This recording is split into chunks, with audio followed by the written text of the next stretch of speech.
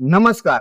આજના આ અર્બન યુગમાં મોડર્ન થઈ રહેલા આપણે સૌ લોકો ધીરે ધીરે આપણા કુદરતી સંસાધનોથી ડિસ્કનેક્ટ થઈ રહ્યા છીએ, દૂર થઈ રહ્યા છીએ. સો બેઝિકલી આજે હું તમને અમારા સંસ્થામાં ઉગેલા એક એવા ઝાડ સાથે પરિચિત કરાવવા જઈ રહ્યો છું જેને આપણે સૌ જાણીએ તો છીએ પણ ઓળખતા નથી. સો આ ઝાડ છે સિંદૂરનું ઝાડ. શેનું ઝાડ? સિંદૂર.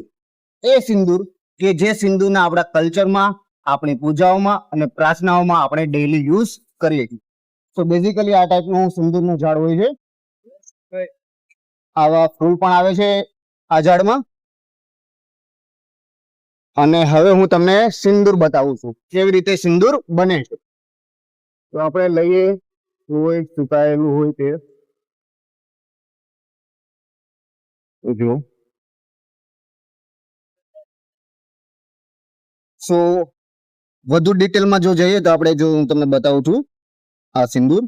અને જો આપણે તમે આ મથળી પર ઘસશો તો તમને એકદમ સિંદૂર મળશે, સિંદૂર દેખાશે. સો આ છે સિંદૂર તેના કુદરતી સ્વરૂપે. ત્યારબાદ આને સુકવવામાં આવે છે અને પાવડર ફોર્મમાં કન્વર્ટ કરવામાં આવે છે. એ પાવડર ફોર્મ કે જે પાવડર ફોર્મને આપણે જોઈએ છીએ એ પાવડર ફોર્મમાં આપણે સિંદૂરને ઓળખીએ. તો આ રીતે કંઈક સિંદૂર બને છે અને આ રીતે કંઈક સિંદૂર આપણને કુદરત પાસેથી મળે છે. સો આ માહિતી આપણને ઉપલબ્ધ કરાવી છે તંબોલી સરે. કેમેરાની પાછળ છે Vineet sir. Thank you so much. જય હિન્દ.